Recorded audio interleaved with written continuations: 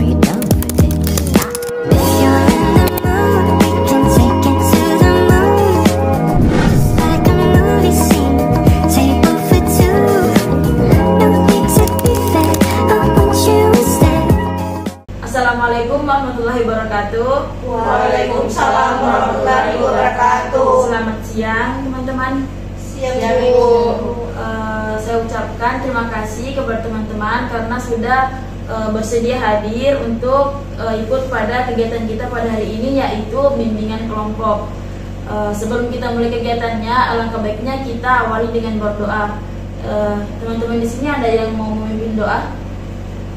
Silakan Kak. Ya, baik teman-teman, sebelum kita memulai kegiatan kita pada siang hari ini, alangkah baiknya kita mulai dengan doa. Berdoa dimulai. Berdoa selesai. Terima kasih Kak. Karena kegiatan kita telah diawali dengan doa, semoga kedepannya berjalan dengan lancar. Teman-teman di sini sudah pada saling kenal belum? Belum. Kalau begitu kita perkenalan dulu ya. Dimulai dari kakak. Perkenalkan, nama kakak Mabida, biasa dipanggil Kabida. Selanjutnya, Kenalkan, nama saya Kalista. Perkenalkan, nama saya Laros. perkenalkan nama saya Suciana. Perkenalkan, nama saya Suci Indriani. Oke, di sini sudah saling kenal semua kan? Semoga kedepannya bisa lebih akrab lagi. Ya.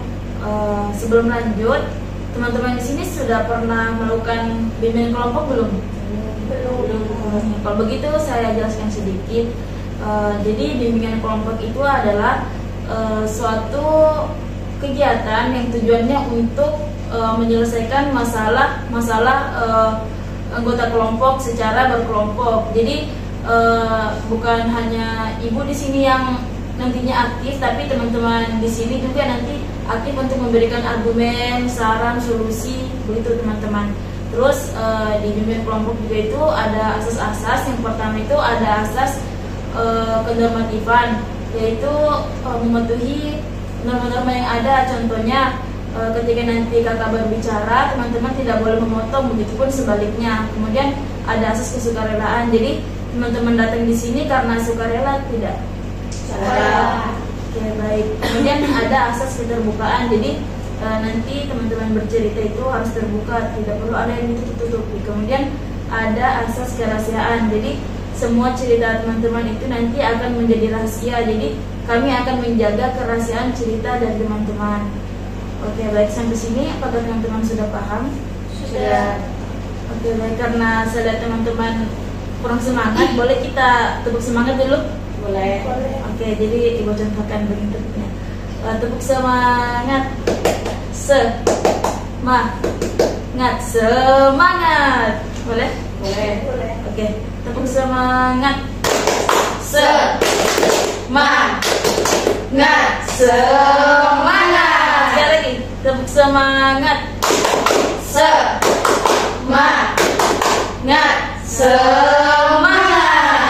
Oke, sudah semangat teman-teman? Sudah. Oke, boleh kita mulai bimbingan kelompoknya? Boleh. Oke, perlu teman-teman ketahui juga bahwa di bimbingan kelompok ini kita punya waktu. Apakah boleh 1 kali 45 menit? Boleh. Oke, baik. Kalau begitu kita mulai saja. Mungkin dari teman-teman di sini nanti semuanya akan bercerita ya tentang apa-apa saja yang mungkin mengganggu pikiran atau hari-harinya teman-teman. Mungkin boleh dari Kak Kalista. Ya Bu, mungkin ada ini saya sering merasakan sering terlambat kalau mengerjakan tugas. Kayak karena juga menentukan tugas juga ya. Biasa deadline-nya nanti Senin 1 baru saya kerja. Karena tahu ada saja kayak hal-hal yang buat saya terdistract dengan dalam mengerjakan tugas. Oke, benar-benar tugas ya Pak. Selanjutnya, Saya kan mau belajar. orang belajar. Selanjutnya, Saya sulit konsentrasi dalam kelas kan. sulit konsentrasi. Selanjutnya, Kalau saya sering menunda tugas yang deadline-nya itu belum Kayak saya bermalas-malasan di awal, akhirnya pas pengumpulan tugas dikerja kayak H-1. Sekarang saya mengalami prokrastinasi, Kak. Oke, prokrastinasi berarti sama dengan masalahnya kakak tadi yang menunda tugas. Oke, jadi kita sudah dengar semua masalah-masalah yang teman-teman hadapi. Karena kita juga terbatas oleh waktu, jadi kita tidak bahas semua. Kami akan bahas di kegiatan selanjutnya. Jadi kira-kira menurut teman-teman topik yang mana akan kita bahas? Suci dengan Kalista, Kak. Oke, apakah sepakat kita bahas tentang menunda tugas? Iya, Kak. Oke, baik. Bukan berarti masalah teman-teman itu tidak berat ya, tidak, cuman karena waktunya kita juga terbatas gitu. Jadi prokrastinasi menurut teman-teman baik atau buruk? Buruk ya, karena akan menimbulkan efek-efek negatif. Mungkin ada yang tahu apa pengaruh negatif dari prokrastinasi akademik atau menunda tugas? Saya, Kak, kalau dari yang saya alami, karena saya sering menunda tugas, tugas yang saya kumpulkan itu saya kerjakan kayak yang penting selesai. Jadi saya tidak pikir apakah tugas ini sudah sempurna atau belum, seperti itu. Oke, ada lagi? Ya, kalau saya bikin stres, sedikit terus tugasnya bikin stres. Oke, ada lagi? Tidak ada ya? Tidak.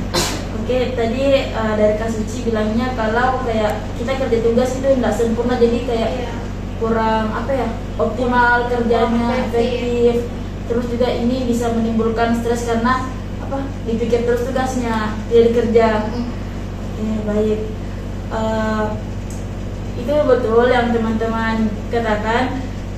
Efek negatifnya juga itu pertama pastinya mungkin nilai teman-teman turun. Apakah teman-teman merasakan? Iya. Kemudian yang kedua manajemen waktunya memang kurang ya teman-teman. Iya. Mungkin itu juga bisa diperbaiki. Sama itu tadi stres, overthinking, memikirkan tugas tapi tidak dikerja, cuma dipikirkan. Oke. Selanjutnya kira-kira apa sih faktor penyebab dari prokrastinasi akademik itu? Ada yang mau memberikan saran? Saya, Silakan. faktor yang Mempengaruhi. Kalau dari saya itu mungkin karena menganggap tugas itu remeh, kayak mungkin tugas ini gampang, jadi dan saya dikerjakan dan sudah dengan deadline gitu. Oke, menganggap remeh tugas. Ada lagi? Scroll TikTok, Pak. Scroll TikTok. Ada lagi? Mungkin kurang motivasi, Kak. Kurang motivasi. Oke, ada lagi? Kalau saya karena saya rasa saya paham tugas itu, jadi biar saya kerja satu malam juga selesai. Oke, Masya Allah. Jadi tadi ada 4 ya. Yang pertama itu menganggap remeh tugas, scroll TikTok, kurang motivasi belajar. Terus ini karena sudah paham jadi kayak dendam. Iya, jadi kayak karena sebenarnya saya sudah paham dengan apa itu tugas, cuman itu karena saya merasa sudah paham, jadi saya rasa gampang buat kerja itu. Oke, baik. Semua faktor-faktor itu betul yang teman-teman bilang. Sama mungkin teman-teman juga ini kurang dalam manajemen waktunya. Betul tadi yang dibilang juga kayak meremehkan tugas, ini sering main TikTok, kurang motivasi. Berbicara tentang prokrastinasi, kita kan tadi sudah bahas dampaknya, dampak buruknya, sama faktor-faktornya. Selanjutnya, kira-kira apa nih solusi untuk mengatasi menunda tugas? Mungkin ada yang memberikan saran, pendapat? Silahkan. Mungkin jangan meremehkan tugas lagi. Oke, ada lagi? Saya, Pak. Silahkan. Mungkin setelah tadi saya katakan kurang manajemen waktu, mungkin kedepannya bisa lebih mengatur waktu lagi untuk mengerjakan tugas. Jadi bukan saja mengerjakan tugas yang lebih dulu, tapi mengerjakan semuanya sebelum deadline supaya tidak keteteran juga. Oke, ada lagi?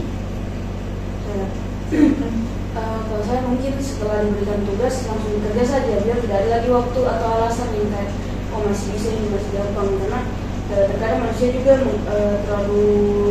terlalu banyak berandai-andai, jadi terlalu banyak juga waktunya untuk meremehkan sesuatu. Jadi mungkin kalau sudah dikasih tugas langsung bekerja saja, biar juga tidak keteteran, sama mungkin membuat juga catatan kecil kayak misalnya kalau misalnya ada tugas yang lebih urgent dikerja, terus dia dimasukkan list terlebih dahulu. Nah itu yang dulu dikerjakan. Namun kalau ada tugas lain, setelah tugas yang urgent dikerjakan, baru tugas lain tersebut. Oke, baik. Ada lagi? Cukup. Oke. Semua yang teman-teman bilang tadi itu betul, kayak buat catatan kecil, terus kalau ada tugas langsung dikerja. Jadi bagaimana tanggapan dari Kak Kalista dengan Kak Suci selaku ini orang yang menunda tugas? Ya Kak, jadi saya lebih sadar bahwa menunda tugas itu adalah hal yang buruk yang bisa merugikan diri saya sendiri. Kalau Kak dan Kak Kalista? Saya jadi lebih sadar lagi kalau misalnya ternyata banyak sekali dampak buruk dari menunda tugas. Salah satunya itu nilai yang tidak bagus. Jadi mungkin kedepannya saya harap saya tidak menunda tugas lagi. Oke, baik. Teman-teman, karena waktu kita juga sudah mau habis, sebelum kita akhiri kegiatan bimbingan kelompok ini, mungkin boleh teman-teman memberikan pesan dan kesan setelah mengikuti kegiatan bimbingan kelompok ini, dimulai dari Kak Suci. Oke, jadi setelah saya mengikuti bimbingan kelompok ini, saya lebih bisa bertukar pikiran dan mendapatkan saran dari teman-teman.